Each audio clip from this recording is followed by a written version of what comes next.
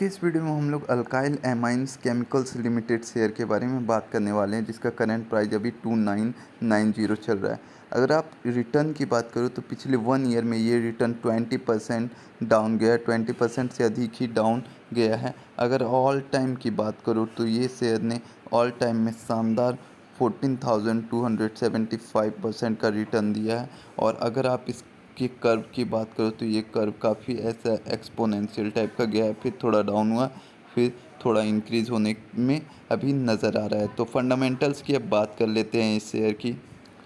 तो इस शेयर के फंडामेंटल्स को आप देखो तो पी रेशियो है 68 का। अगर पीवी रेशियो की बात की जाए तो इस शेयर का पीवी रेशियो है 14.53 और आरओई है इस शेयर का 25.32। आरओसी की बात करें तो आरओसी है 33.04।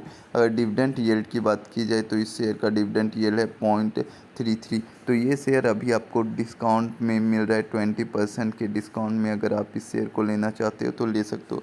इस शेयर की मैं कुछ डिटेल्स बातें आपको अभी बताने वाला हूँ कि ये शेयर अभी डिस्काउंटेड प्राइस पे मिल रहा है।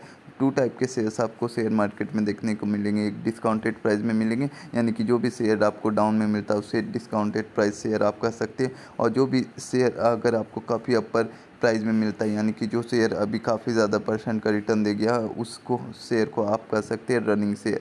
तो रनिंग शेयर में क्या होता है कि अगर आपने यहाँ पे मान लो बाई किया और अगर वो शेयर डाउन आ गया, इस पॉइंट से डाउन आ गया, तो यहाँ पे आपका ये जो मनी है फंस सकता है, यानी कि आपका जो भी इन्वेस्टमेंट है वो फंस सकता है। लेकिन अगर आप डाउन शेयर को बाई करते हो जिसका फंडामेंटल्स अच्छे हैं, तो हो सकता है वो आपको थोड़े टाइम के बाद आपको अच्छे रिटर्न्स उसमें देखने को मिल जाए, अगर उस कंपनी ने प्रीवियसली कुछ सालों में अच्छे रिटर्न्स दिए हैं। तो अब फिनांस की बात कर ले तो फिनांस में हम लोग देख सकते हैं। तो सबसे पहले हम लोग रेवेन्यू की बात करते हैं।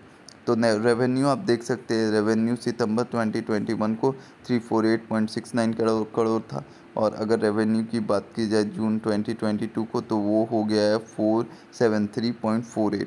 अब ऑपरेटिंग प्रॉफिट की बात कर लेते हैं हम लोग, उसके बाद नेट प्रॉफिट की बात करेंगे।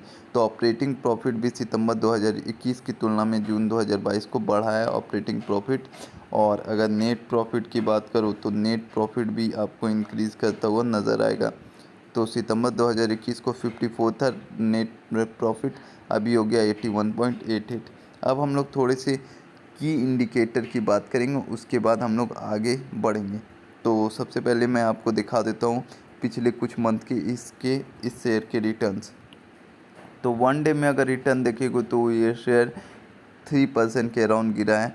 1 वीक की बात करो तो ये शेयर 0.85% ऊपर गया है। अगर आप 1 मंथ की बात करो तो ये शेयर थोड़ा डाउन गया है। 3 मंथ की बात करो तो ये शेयर 14.44% से ऊपर गया, 14.44% 1 मंथ में ऊपर, 3 मंथ में ऊपर गया, जो कि अच्छी बात मानी जाएगी। लेकिन 1 ईयर में ये शेयर 20% से डाउन चला गया। अगर 3 ईयर की बात करो तो इस शेयर का अगर आप 3 ईयर का रिटर्न देखो तो कितना शानदार है, 860.48%। 3 ईयर में 860.48%, यानी कि आपका जो स्टॉक अगर आपने काफ़ी पहले बाई किया होगा तो आपका जो भी इस स्टॉक का आपको जो रिटर्न मिलने वाला वो लगभग 8 गुना हो गया है। 860 का अगर आप 100 से डिवाइड करोगे तो आपको यहाँ पे 8.6 गुना आपका अमाउंट हो जाता है अगर आपने इन्वेस्टमेंट की थी। अगर आप 5 ईयर के रिटर्न को देखो तो 5 ईयर में भी ये झकास रिटर्न दिया है, 1595.76। तो ये इसका अगर आप लॉन्ग टर्म में विज़न देखते हो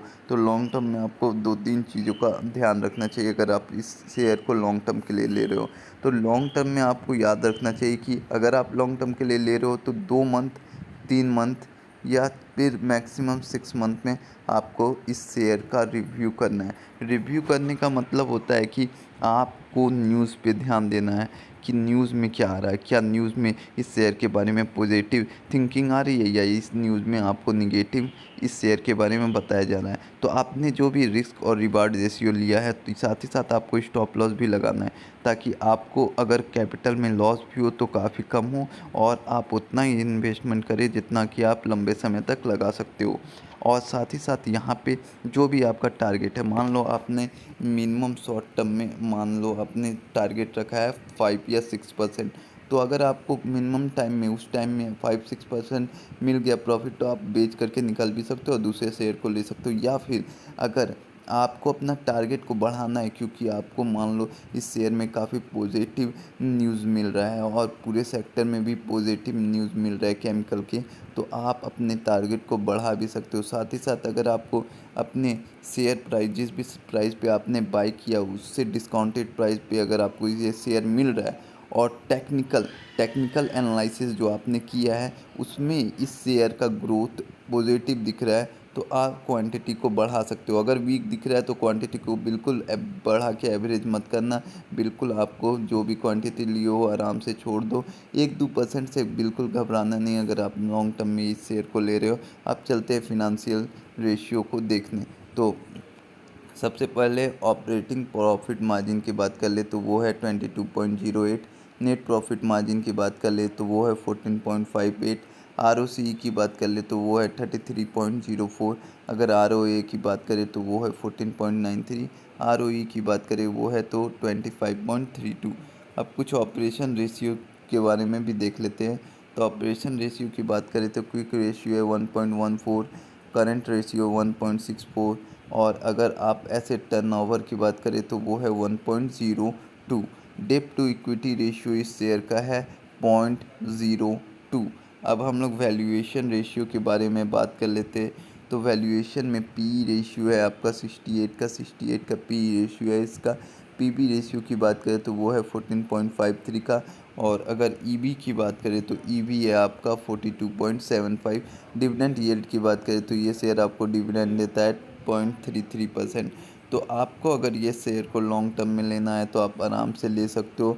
आपको अपना विज़न ज़रूर देख लेना, अपना टारगेट सेट कर लेना, अपना स्टॉप लॉस ज़रूर लगाना। बहुत सारे लोग क्या करते हैं, लॉन्ग टर्म में ले रहे हैं तो सोचते हैं शेयर ऊपर ही भागेगा, शेयर में कभी भी कोई दिक्कत नहीं आएगा। तो आपको हमेशा ये ध्यान रखना है कि स्टॉप लॉस लगाना ही लगाना है, ताकि चाहे शेयर कितना भी फंडामेंटली स्ट्रॉन्ग क्यों ना हो, आपको हमेशा स्टॉप लॉस लगाना है, ताकि आपको अगर नुकसान भी हो किसी कारणवश तो वो बिल्कुल मिनिमम हो, वो हमेशा पहले से ही आपका तय किया हो, ताकि आपको कोई भी दिक्कत आगे चल के ना हो।